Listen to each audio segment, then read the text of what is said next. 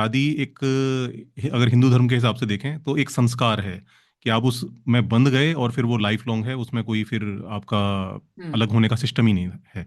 मतलब आप अगर हिंदू ग्रंथों को देखें तो उसमें तलाक जैसा कोई कॉन्सेप्ट एग्जिस्ट ही नहीं करता है। There are influencers, either male or female, who are asking girls not to compromise or adjust in a marriage. I'm not saying be in an abusive marriage, but जब आप एक शादी में होते हो तो आई थिंक कॉम्प्रोमाइज दोनों तरफ से होता है, एडजस्टमेंट दोनों को करनी पड़ती है। तो आपको नहीं लगता ये फ्रीडम के नाम पे रिश्तों को काफी क्विकली तोड़ा जा रहा है? देयर आर जगह है, इन्फ्लुएंस। सोशल मीडिया ने हाँ एक चीज करी है कि जो रिलेशनशिप्स को लेकर बहुत सारी जो ऐसी चीजें हैं, जो कई क्रिएटर्स हैं जो आपके सामने लाते रहते हैं कि भाई एक आइडियल रिलेशनशिप ऐसा होना चाहिए। अगर आपका हस्बैंड या आपका बॉयफ्रेंड आपके लिए ये नहीं कर रहा है, दैट मीन्स कि वो रेड फ्लैग है या वो। This is the mother of podcasts. Hello and welcome to another episode of mother of podcasts. मैं हूँ चंदन, मेरे साथ हैं आज अर्पित द्विवेदी। वो एक यूट्यूबर हैं एंड उनको चीज़ों को साइंटिफिकली एक्सप्लेन करना, सिविक सेंस के बारे में बात करना, सोशल इश्यूज के बारे में बात करना और कई सारे नॉर्म्स को चैलेंज करना उनको अच्छा लगता है। और आज हम उनसे बात करेंगे मोस्टली रिलेशनशिप्स के बारे में, 2026 में और फ्यूचर में रिलेशनशिप्स का क्या डायनामिक्स होगा, मैरिजेस कहाँ जा रही हैं, फ्यूचर में कैसे होंगी, टेक्नोलॉजी का इस पे क्या इम्पैक्ट होगा। So we'll talk about all of this today with Arpit. So welcome to the show Arpit. Thank you Chandan for inviting me. तो अर्पित, इससे पहले कि मैं आपसे आज का we start this episode, I want you to tell our subscribers and listeners कि आपको क्या लगता है कि ये 2026 या फ्यूचर में जो मैरिजेस हैं, क्या मैरिजेस वैलिड रहेंगी? मतलब क्या लोग शादी करेंगे? मुझे लगता है कि आने वाले टाइम में जो शादी का जो कॉन्सेप्ट है ना, करेंगे भी नहीं कह सकते, लेकिन हाँ ये चेंज तो होने वाला है। क्योंकि शादी को अभी हम जिस तरह से देखते हैं शायद वो चीज़ अब बदलने वाली है।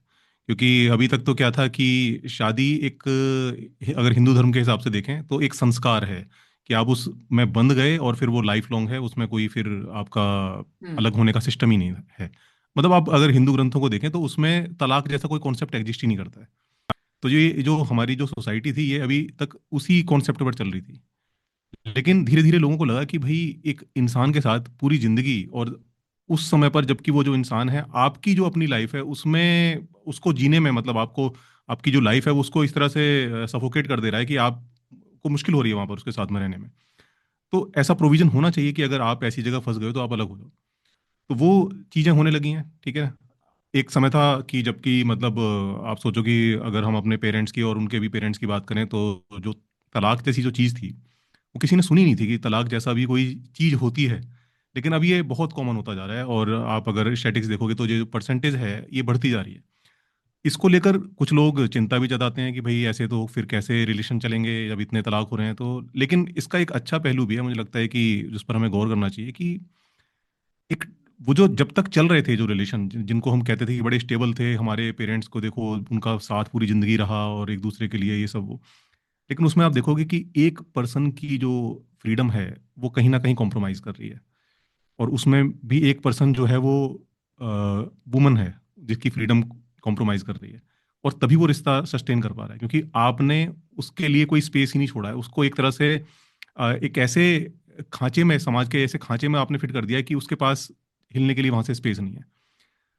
जो मेल है उसके पास काफी फ्रीडम है। तो इस तरह से करके आपने एक पर्सन की जो फ्रीडम है उसको ब्लॉक करके उस रिलेशन को चलाने की कोशिश करी और वो चल गया। अब उसको अगर आप सक्सेसफुल मैरिज कह सकते हैं तो अ, ठीक है, आपकी परिभाषाएं हो सकती हैं, लेकिन मुझे लगता है कि वो सक्सेसफुल नहीं है।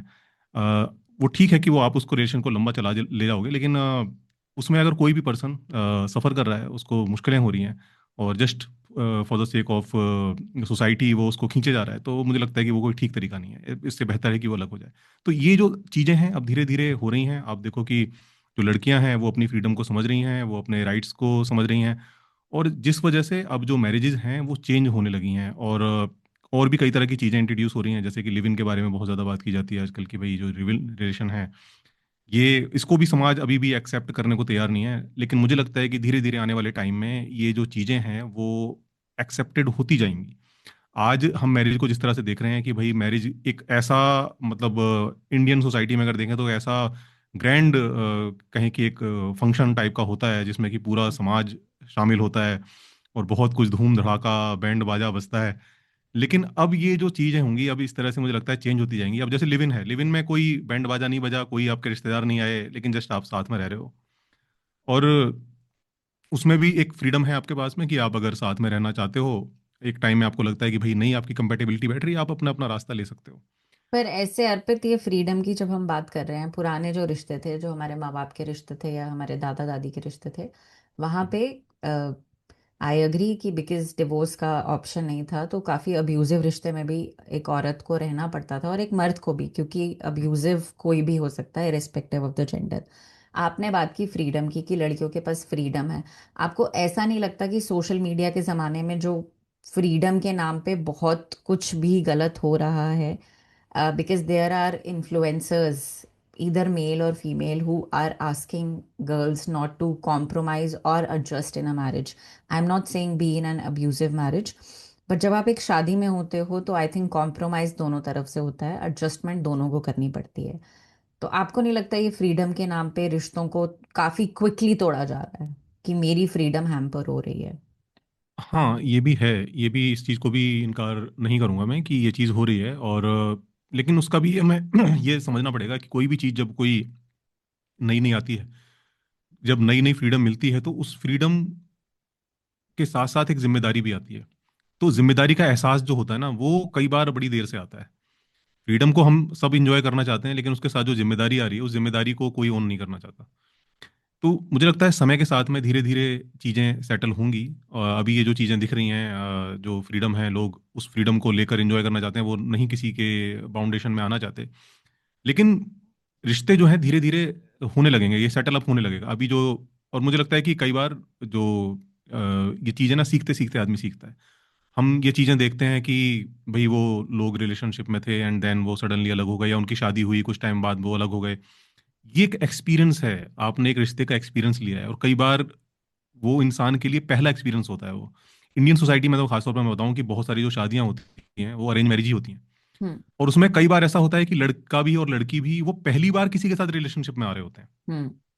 और वो भी किसी एक अनजान आदमी के साथ जिसके साथ उन्होंने कोई टाइम स्पेंड नहीं करा है। तो ऐसे में जाहिर सी बात है कि अब जबकि मौका है और समाज में ये चीजें आम हो रही हैं कि आप भाई अलग हो सकते हैं, तो अगर वो एडजस्टमेंट नहीं बनेगी तो वो चाहेगा अलग होना। तो इसका बेहतर तरीका ये है, धीरे धीरे जो अब ये जो अरेंज मैरिज वाला जो सिस्टम है ना, धीरे धीरे जब ये फेज आउट होगा और धीरे धीरे हमें जो रिलेशनशिप्स हैं उनको भी गहराई से हम समझने शुरू करेंगे। अभी क्या है कि मैं जब देखता हूँ जो लव मैरिजेस भी होती हैं, तो लव मैरिजेस भी होती हैं वो अरेंज मैरिज की तरह ही होती हैं। मैंने बहुत सारी जो लव हम्म। मैरिज देखी हैं जी। उनमें क्या है कि जस्ट क्योंकि अरेंज मैरिज में क्या हुआ कि आपके माँ बाप ने आपके लिए एक ब्राइड या ग्रूम अरेंज कर दिया। हम्म। लव मैरिज में आपने खुद कर लिया, बस इतना ही फर्क है। या ट्रू। ठीक है ना। लेकिन एक लव क्या होता है, एक इंसान के साथ जो कंपेटिबिलिटी क्या होती है, एक वो जो चाहत, जो आपको लगता है कि यार ये इंसान ऐसा है जिसके साथ मैं जिंदगी बिताना चाहता हूँ, ये इस तरह का इंसान है। हमारी कंपेटिबिलिटी इतनी अच्छी है कि हम जब मैं उसके साथ होता हूँ तो मेरे को ऐसा लगता ही नहीं है कि मुझे कुछ, मतलब अपने अंदर कुछ बदलाव लाना पड़ रहा है, या मेरे को कहीं से कहीं तक कोई एफर्ट डालने पड़ रहे हैं। वो सब बड़ा स्मूथ चल रहा है सब कुछ। तो ये चीज समझनी बड़ी मुश्किल होती है। अभी मैं देखता हूँ कि कॉलेज में लड़के लड़कियां हैं, उनके बीच में अफेयर चल गए हैं, या वर्क प्लेस पर हुआ वहां पर अफेयर चल गए हैं। और जैसे जैसे समय बीतता है, भले वो एक दूसरे के लिए कंपैटिबल ना हो, लेकिन एक लाइबिलिटी जो है वो ऊपर आपके बिल्डअप होती चली जाती है कि यार अब इतना टाइम दिया है तो अब शादी करनी पड़ेगी। ये नहीं होना चाहिए।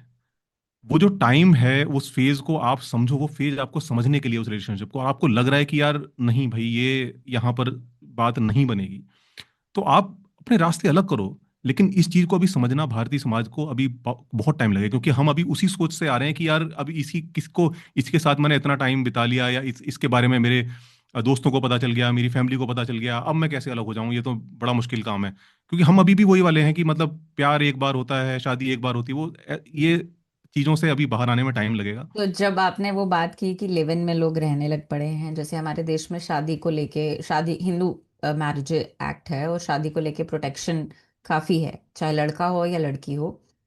पर जब लिव इन में एक लड़का लड़की रहते हैं, तो that can turn into an abusive relation आगे हम्म। जाके, तो वहां पे लड़की के पास इतने राइट्स नहीं है, या लड़के के पास भी। हम्म।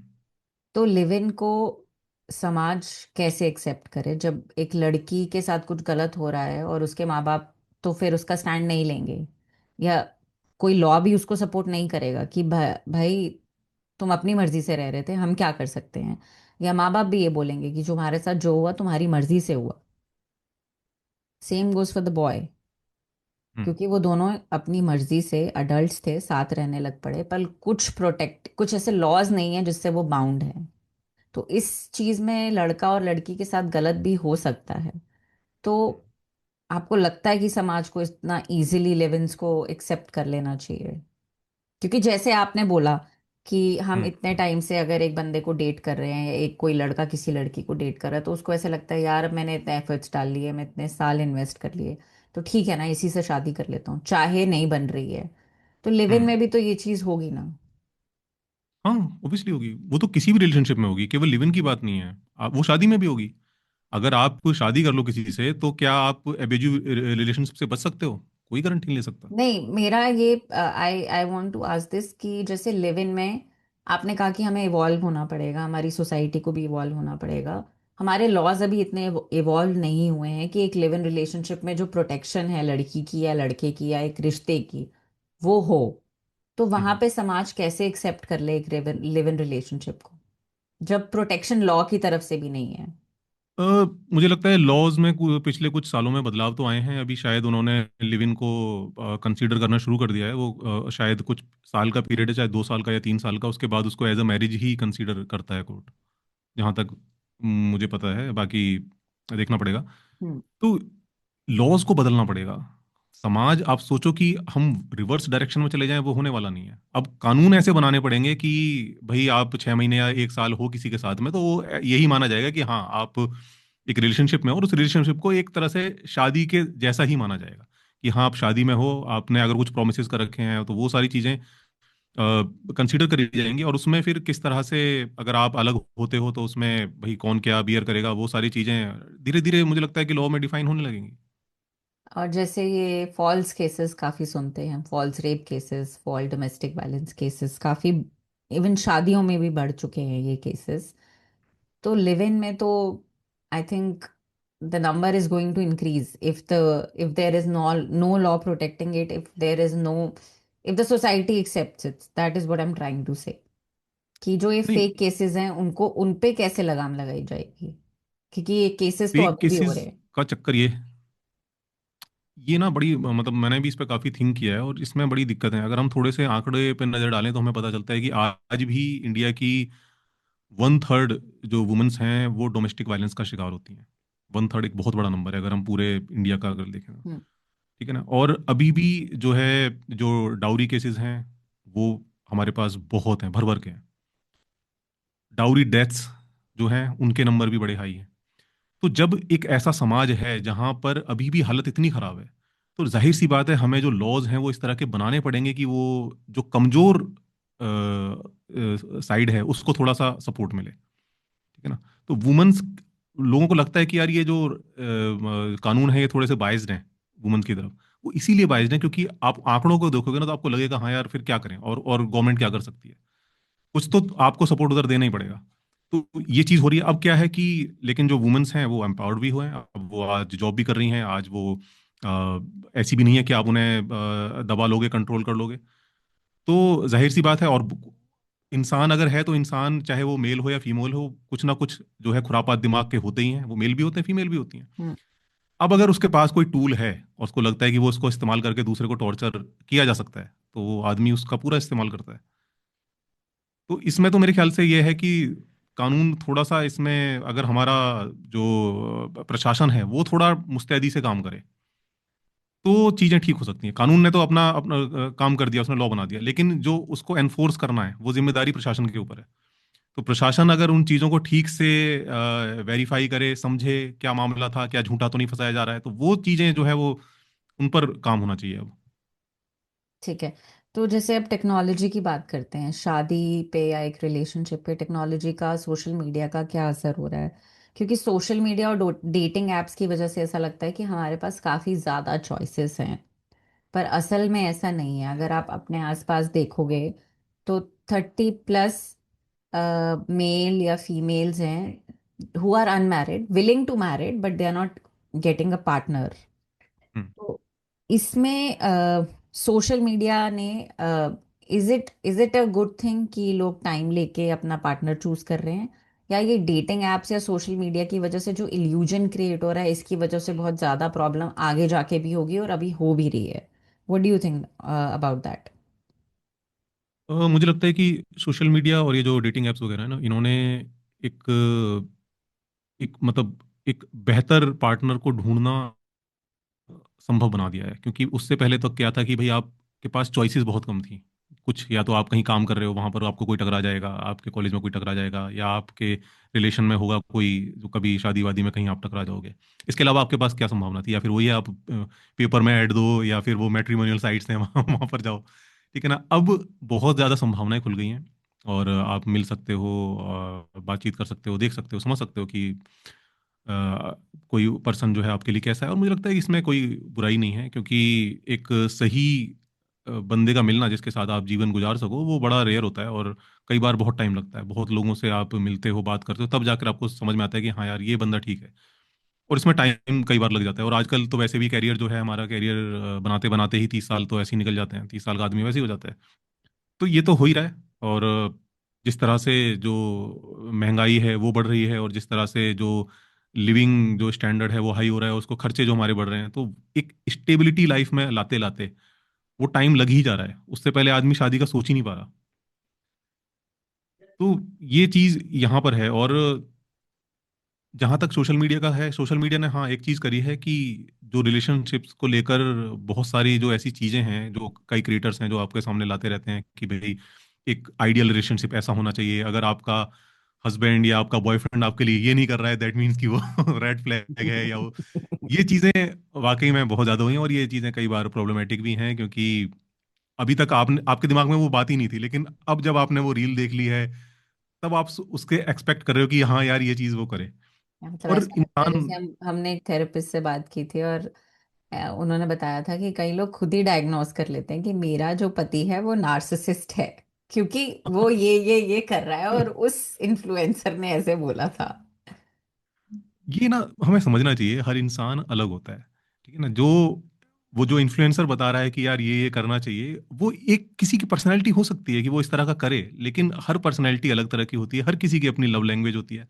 आपको उसे समझना पड़ता है कि हर कोई एक तरह से प्यार नहीं जताता। अब किसी को है कि भाई छोटी छोटी चीजें करनी पसंद है, कोई हर मौके पे फ्लावर दे रहा है, कुछ गिफ्ट दे रहा है, कहीं कहीं डिनर पे लेके जा रहा है।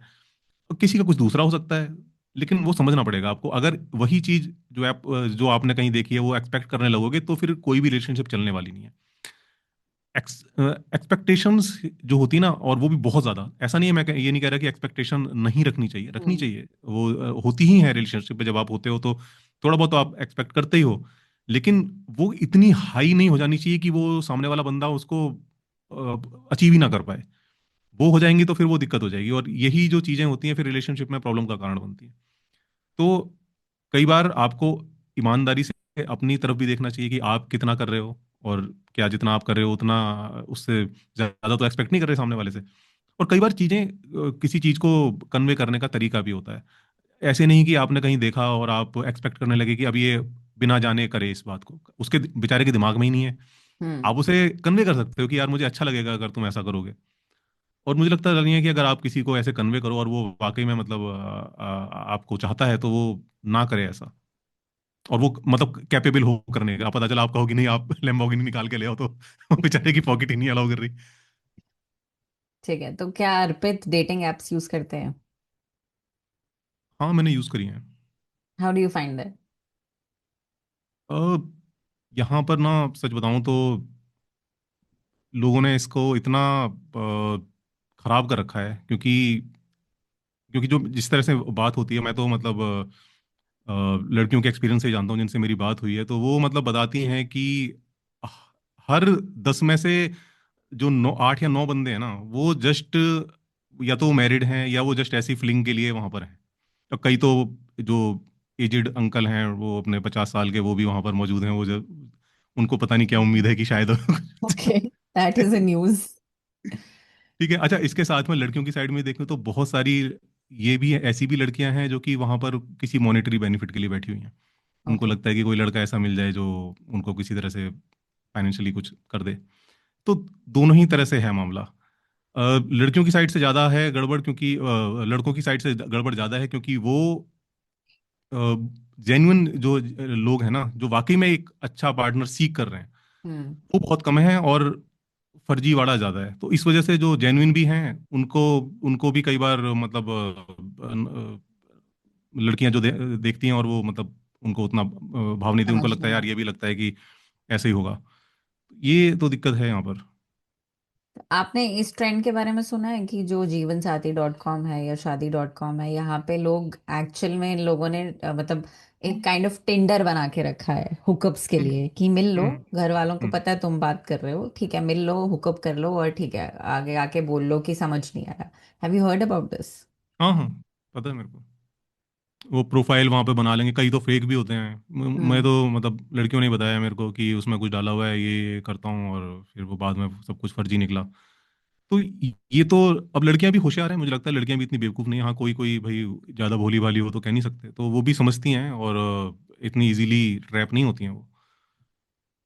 और मैं तो कहता हूँ फिर भी जो जो भी ऑनलाइन है, आप किसी भी बंदे से मिल रहे हो, तो मुझे नहीं लगता है कि आप एक दो मुलाकातों में इतना करीब आपको जाना चाहिए। आपको टाइम स्पेंड करना चाहिए, उसके बाद आपको लगे कि हाँ सब कुछ जेन्युइन है, तब भले आप आगे कदम बढ़ाओ। ठीक है, तो टेक्नोलॉजी की वजह से या सोशल मीडिया की वजह से जो ग्लोबल एक्सपोजर है मैरिजेस का, जो ट्रेडिशनल मैरिजेस सेटअप्स थी या हमारी जो ट्रेडिशनल जॉइंट फैमिली सेटअप था इंडिया का, वो चैलेंज हो रहा है। तो आपको क्या लगता है, is it a step towards a progress, या फिर जो हमारा कल्चरल है वो डाइल्यूशन की तरफ जा रहा है, कि हम वेस्ट से इतना इन्फ्लुएंस हो रहे हैं कि हम अपने जो ट्रेडिशंस हैं, जो रिचुअल्स हैं, उनसे दूर होते जा रहे हैं? जैसे you talk about a lot about Sanatan Dharma, hmm. तो आपको क्या लगता है टेक्नोलॉजी का हमारे हिंदू मैरिजेस पे या इन जनरल मैरिजेस पे क्या असर पड़ रहा है? देखिए, जो एक जिस चीज़ को हम कल्चर कहते हैं ना, कि ये कल्चर है हमारा। कल्चर एक ऐसी चीज़ है, वो कभी भी फिक्स नहीं रहती है। आज से आप 100 साल पहले जाओगे, कुछ और कल्चर था। उससे 100 साल पहले जाओगे, कुछ और कल्चर था। लेकिन फिर भी हम कहते हैं हाँ ये हमारा कल्चर है, और ये ऐसा ही रहना चाहिए, बदलना नहीं चाहिए। हम्म। कल्चर वो चीज़ ही नहीं है जो वैसी की वैसी रह जाए। वो बदलेगी ही बदलेगी, और उसे बदलना भी चाहिए। इट्स क्योंकि इवॉल्विंग। हाँ, ये it should be ever evolving, evolving definitely. चीज़ है। ये हमेशा बदलेगी, और बदलना इसलिए चाहिए क्योंकि जैसे जैसे हम आगे बढ़ रहे हैं, नई नई टेक्नोलॉजी आ रही है, नए नए तरीके आ रहे हैं, उस हिसाब से समाज को एडजस्ट करना ही पड़ता है। उसका कोई तरीका नहीं है। कोई भी ये कहे कि भाई हमारी संस्कृति खतरे में है और हम वापस से उस चीज को रोक लेंगे, आप चिल्लाते रह जाओगे, नारे लगाते रह जाओगे। पार्कों में अभी वो ये क्या कहते हैं, वैलेंटाइन डे निकला है, ये जो है पहुंच जाते हैं वहां पर परेशान करने के लिए। आप रोक नहीं पाओगे, कुछ भी कर लो आप, ये बदल कर रहेगी। तो व्हाट ऐसी कुछ चीजें हैं जो आपको लगता है कि नहीं बदलनी चाहिए हमारे कल्चर या रिचुअल्स को लेके, ट्रेडिशंस को लेके? मुझे लगता है कि वेस्ट से, और जब इंडिया को मैं कंपेयर करता हूँ, तो एक चीज़ मुझे जो है यहाँ पर बेहतर लगती है कि हम लोग जो हमारे परिवार हैं, हम बहुत गहरे से आपस में जुड़े हुए होते हैं। हम्म। वहाँ पर क्या है कि जैसे ही आप कॉलेज में जाते हो, आप अपने उनका आपका अपना सर्कल बन जाता है, फैमिली से आपका उतना इंटरेक्शन नहीं रहता। फिर बाद में आपकी गर्लफ्रेंड बन गई, आप उसके साथ कहीं अलग रह रहे हो, कभी संडेज पर, या मे बी महीने दो हॉलीडेज महीने में आप पर। हाँ। हॉलीडेज पर मिलने आ रहे हो। जबकि हम बड़े क्लोजली कनेक्टेड रहते हैं, और उसका फायदा भी मिलता है। एक स्टडी है, उसमें बताया कि जो अ, ये जो डिप्रेशन के जो केसेस हैं, उसमें अगर आपकी फैमिली आपके साथ में है, कोई ऐसा सपोर्टिव हैंड है आपके साथ में, तो उससे आपको काफ़ी बेनिफिट मिलता है। तो मुझे लगता है ये एक पॉजिटिव पॉइंट है हमारा, और जिसको हमें नहीं खोना चाहिए। हम्म।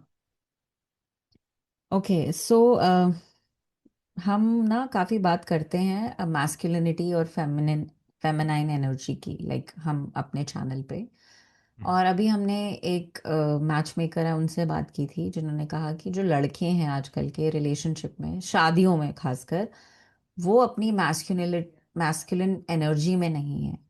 दे डोंट वांट टू प्रोवाइड, और जो लड़कियां हैं उनको ऐसा लगता है कि रिलेशनशिप में सारा काम उनको ही करना है, तो वो अपनी फेमिनिन साइड से काफी दूर हो चुकी हैं क्योंकि वो प्रोवाइडर के रोल में आ गई हैं.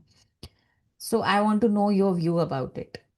What is that you see around? What is that you think is actually happening? Is it true कि लड़के जो हैं वो अपनी मैस्कुलिन एनर्जी से भाग रहे हैं और लड़कियां वहां पे अपनी फेमिनाइन एनर्जी में नहीं है? They not in their receiving era. उनको लगता है कि यार अगर मैं गाड़ी का टायर भी चेंज कर रही हूँ, मैं बच्चों को स्कूल भी लेके जा रही हूँ, मैं ऑफिस भी जा रही हूँ, मैं घर भी चला रही हूँ, तो फिर मैं इस मर्द के साथ क्यों हूँ? हम्म तो मुझे जो लगता है कि ये जो मस्कुलिनिटी एंड फेमिनिन है, फेमिनिटी है, ये इसको किसी जेंडर से एसोसिएट कर देना, हाँ ये ठीक है कि जो ऑब्वियस सी बात है कि जो फीमेल्स होंगी उनके अंदर फेमिनिटी ज़्यादा होगी, या जो मेल्स हैं उनके अंदर मस्कुलिनिटी ज़्यादा होगी, लेकिन ऐसा ही होगा, मतलब कोई मेल फेमिनिन भी हो सकता है और कोई जो लेडी है वो मस्कुलिनिटी भी हो सकती है उसके अंदर। तो हमें इस तरह से देखना चाहिए, हम उनको मतलब एक तरह से जेंडर रोल्स में फिक्स नहीं हमें करना चाहिए। ओके. अगर दो लोग हैं और उनका काम चल रहा है, उनका आपस में बढ़िया सब कुछ चल रहा है, और भले जो मतलब जेंडर रोल्स बोले जाते हैं हमारे समाज में कि भाई मेल्स को करने चाहिए, और वो अगर फीमेल कर रही है और उनका बढ़िया चल रहा है, तो क्या दिक्कत है? तो उसमें क्या ही समस्या आ गई? नहीं, इससे और लड़कियां जो हैं वो बर्न आउट हो रही है. जो एक बीवी है वो रिश्ते में काफी बर्न आउट हो रही है. हाँ, बर्नआउट क्यों हो रही है उसकी वजह यह है कि अभी जो हमारा समाज है ना, ये एक इवॉल्विंग स्टेज में है। अभी ये जो लड़के हैं वो भी अभी इसी चीज को पूरी तरह से डाइजेस्ट करने में सक्षम नहीं है कि जो रोल्स उन्होंने अपनी माओ को करते देखा है बचपन से, अब वो एक्सपेक्ट कर रहे हैं कि उनकी वाइफ भी करे, जबकि उसकी वाइफ है, उनकी माँ जो है वो वर्किंग नहीं थी, वो हाउस वाइफ थी, उसकी जो वाइफ है वो वर्किंग है। हम्म. तो आप एक्सपेक्ट नहीं कर सकते हो कि भाई वो पहले ऑफिस भी करके आए सारा, और उसके बाद बच्चों को भी संभाले, और फिर आपका लिए खाना वाना भी पकाए, घर का भी झाड़ू पोछा सब करे। ये अब ऐसा करो वो बर्नआउट हो ही जानी है। तो आपको भी समझना पड़ेगा कि जब दोनों ही आप वर्क कर रहे हो तो फिर जो घर के जो काम है आपको डिवाइड करने ही पड़ेंगे, और इसमें आप कुछ की आपकी नाक नहीं कट जाएगी। तो ये अभी हम इवॉल्विंग फेज में, और इसमें भी कई बार दिक्कत क्या होती है, मैंने देखा है कि बहुत सारे लड़के हैं जो कि इस चीज़ को समझते भी हैं, क्योंकि और खास तौर पर वो जिनका की रिलेशनशिप में रहे हैं, वो लंबे टाइम तक हम्म. एक दूसरे को समझ गए हैं, देन उनकी शादी हुई है। लेकिन अब उसमें समस्या कहाँ आती है कि अब जो लड़के की जो फैमिली है वो एक्सपेक्ट कर रहे हैं, अब वो देखते हैं कि वो बेटा अगर किचन में चला जाए तो जो माँ के सीने में दर्द हो जाता है कि अरे ये मेरा बेटा किचन में क्यों चला गया। तो ये अभी समझने में टाइम लगेगा, मुझे लगता है कि आने वाली एक दो जनरेशन और, एक जनरेशन शायद और निकलेगी, तो उसके बाद हम इन चीजों को पचाने लगेंगे कि हाँ यार ठीक है, कोई दिक्कत नहीं है, लड़का भी कर लड़का सकता है, वो किचन में जा सकता है, जा अपनी सकता है, बीवी क्या की दिक्कत है? हेल्प कर सकता है. ठीक है. तो अच्छा, हमारे हम एक और रिलेशनशिप कंसल्टेंट है, मैरिटल कंसल्टेंट है, काफ़ी फेमस, उनसे बात करते हैं. उनका एक स्टैंड है कि शादी के बाद लड़का लड़की को माँ बाप से अलग रहना चाहिए. हम्म। आपका क्या स्टैंड है? लाइक हाँ अगर, दोनों के माँ बाप से. हाँ हाँ बिल्कुल, मुझे लगता है कि अगर आपके माँ बाप ऐसे हैं कि मतलब बहुत ज़्यादा ओल्ड एज में नहीं, और आपको ऐसे हैं कि वो अपनी केयर कर सकते हैं खुद से, तो रहना चाहिए बिल्कुल आपको। क्योंकि शादी के बाद वाकई में मतलब जो एक क्वालिटी टाइम होता है वो हर बंदा एक्सपेक्ट करता है कि वो आए और एक उसको फ्रीडम मिले, कि उसको मतलब ऐसा लगे कि वो बिल्कुल अपने, और आज के टाइम में इसलिए भी जरूरी इतना हो गया है क्योंकि आप देखो कि दोनों ही वर्किंग होते हैं, दोनों हम्म. पूरे पूरे दिन बाहर हैं, अब जो थोड़े टाइम के लिए घर पर आए हैं तो वो एक्सपेक्ट करते हैं यार जो भी थोड़ा बहुत सा जो टाइम मिला है वो साथ में ही बिताएं, उसमें कोई बीच में डिस्टरबेंस ना हो। तो बिल्कुल ऐसा करना चाहिए, और इससे मैं कहता हूँ कि जो रिलेशंस हैं वो अच्छे बने रहते हैं अगर पर आप। अल्पे जैसे आप यंग हो काफ़ी, और अब मेरे आसपास भी जितने यंग लड़के हैं उनकी माओं की ना काफ़ी उम्मीदें बनी हुई थी कि बेटा बड़ा होगा, बहू लेके आएगा, शादी करेगा, जब बहू हमारा ध्यान रखेगी, घर संभालेगी. माओ को कैसे समझाएं? माओ को समझना पड़ेगा कि अब वो टाइम नहीं रहा, ये टाइम बदल गया है, पहले की बहुएं होती थी जो कि, अब आप देखो ना कि पहले में और कितना फर्क है, अब वो वर्किंग है, वो काम कर रही है। हम्म. अब वो आप उससे कैसे एक्सपेक्ट कर सकते हो कि वो आपकी सेवा करे, पैर दबाए, तेल लगाए, ये सब अब पॉसिबल होने वाला नहीं है। वो आपको आपको सोच बदलनी पड़ेगी। तो अगर अभी इस टाइम पे आपको एक माँ सुन रही हो, hmm like I am hmm assuming you are 30 something, और हम्म एक माँ आपको सुन रही है और वो बेटा अब आप आपका ये वीडियो अपनी मम्मी को दिखाए कि देखो मम्मा, ये इसने भी अपनी माँ को समझाया है, तो आपको ये समझना पड़ेगा कि मैं अपनी बीवी के साथ अलग रहूंगा। तो क्या आप क्या बोलना चाहोगे? मैं तो उनको यही कहना चाहूंगा कि आप रहने दें अलग उनको। ये उनका जीवन है और उनको उन्होंने जीवन स्टार्ट करा है। आप अपने से एक्सपेक्ट ना करें। देखो, जो मुश्किलें आपने सही हैं, हम ऐसा क्यों चाहते हैं कि वही मुश्किलें हमारे बच्चे भी सहें? अगर आज वो इस स्टेज पर हैं कि वो अलग घर लेकर रह सकते हैं, पहले तो सोचो ऑप्शन ही नहीं था लोगों के पास, इतने हम्म। पैसे ही कहाँ होते थे। भाई एक घर है, वही पुराना पुश्तैनी घर है, उसमें सभी पूरी ज्वाइंट फैमिली रह रही है साथ में। हम्म। अब आज ऐसा नहीं है। अगर आप वो बढ़िया पैसे कमा रहे हैं तो बिल्कुल उनको हक होना चाहिए कि वो अपनी जो लाइफ है उसको बहुत अच्छे से एंजॉय करें। और वैसे भी इतने बर्डन्स होते हैं, मैं देखता हूँ कि खासतौर पर अगर दिल्ली एनसीआर वगैरह और जो मेट्रो सिटीज़ हैं उनकी बात की जाए, लोग जॉब भी कर रहे हैं, साथ में उन्होंने अपने आप को इस्टेब्लिश करने के लिए एक, क्योंकि अच्छे घर में रहना है, होम लोन्स भी ले रखे हैं, कार लोन ले रखे हैं। तो बड़ी, मतलब देखा जाए तो लाइफ बड़ी भागदौड़ भरी और बड़ी स्ट्रेसफुल लाइफ है। तो उसमें बिल्कुल इतनी अगर कोई मेहनत कर रहा है ना, उसको थोड़ा सा ऐसा हक बनता है कि वो सुकून में रहे। तो आप उस नज़रिए से सोचें। वो एक्सपेक्टेशंस रखना मुझे लगता है कि अब ठीक नहीं है। अ, मुझे लगता है कि आप जो माएँ हैं वो अपना सर्किल्स बनाएं, उनके साथ एंजॉय करें, जो बच्चे हैं उनको अपने सर्किल्स में एंजॉय करें। और एक टाइम होता है, जैसे ना वो एक चिड़िया का बच्चा होता है ना, वो जब छोटा होता है तो वो उसका केयर रखती है, और वो एक बार एक टाइम आता है जब घोंसला छोड़कर उड़ी जाता है, वो हम्म। अपनी दुनिया बसाता है। तो हम्म। अब ये समझना चाहिए कि भाई वो अपनी दुनिया बसा रहे हैं, उनको बसाने देना चाहिए, और वो रिश्तों में मिठास बनी रहेगी उससे। अगर आप जबरदस्ती रोकने की कोशिश करोगे तो क्या होगा, धीरे धीरे धीरे खटास आएगी, और फिर वो एक दूसरे का चेहरा भी नहीं देख रहे, या मन मुटाव है आपस में, उससे क्या फायदा है? अगर चलो हफ्ते में मिल रहे हैं, एक बार मिल रहे हैं, दो बार मिल रहे हैं, तो अच्छे से मिल रहे हैं, वो ज्यादा बेहतर है कि साथ में रह रहे हैं लेकिन मन में मन मुटाव है, उससे क्या फायदा है? ठीक है, तो before I let you go, I want to know कि फ्यूचर में इंडिया में मैरिजेस कैसी दिखेंगी? आपको लगता है कि it is going to go like become better, जहाँ पे लड़का लड़की एक दूसरे को समझ रहे हैं और एक दूसरे की हेल्प कर रहे हैं, रिस्पॉन्सिबिलिटीज को इक्वली, नॉट इक्वली बट 70-30 या 60-40 के रेशो से उठा रहे हैं? या फिर marriages are going to dip? What do you think, what is going to happen? Marriages, मुझे लगता है आने वाले टाइम में जो जिस तरह से ट्रेडिशनल मैरिजेस हम देखते आ रहे थे, वो चीज़ें बदलने वाली हैं, बदलेंगी, धीरे धीरे बदल रही हैं, और आने वाले टाइम में और आपको और तेज़ी से बदलती हुई दिखेंगी। वो बैंड बाजे वाली जो मैरिजेस हैं वो कम होती जाएंगी धीरे धीरे। ऐसे ही होगा कि लोग लिव इन में रह रहे हैं एंड देन सडनली उन्होंने कहीं कोर्ट में गए या मंदिर में गए, चुपचाप दो चार लोग उनके परिवार के आए और शादी हो गई, रहने लगे साथ में। या फिर हो सकता है कि ये सब भी ना हो, जस्ट वो अपना लिव इन में रह रहे हैं और रहे जा रहे हैं, और इसी तरह से हो गया। तो ये जो है चीज़ें बदलेंगी धीरे धीरे, आप देखना यही होने वाला है आने वाले टाइम में। जो ये वाली जो शादियां हैं बैंड बाजे वाली, ये धीरे धीरे कम होती जाएंगी। I hope it's true, because big fat Indian weddings तो शायद, आई थिंक आधे से ज्यादा लोग सिर्फ सोशल मीडिया के लिए शादी कर रहे हैं, हाँ, खुद वही को वही। सॉफ्ट लॉन्च करते हैं और इन्फ्लुएंसर बनने की कोशिश करते हाँ, मुझे लगता है यूजलेस है। मतलब आप सोचो कितना सारा पैसा खर्च करते हो आप बेफिजूल की चीज में। जस्ट आप सोसाइटी में दिखाना चाहते हो कि भाई आप कितना कर सकते हो पैसा खर्च, क्या फायदा हैं। है डोल उसका यार? नाइट कर लिया आपने, कॉकटेल कर लिया आपने, संगीत अलग कर लिया, हाँ। फिर आपने शादी कर ली और शादी के बाद फिर एक रिसेप्शन भी होती है।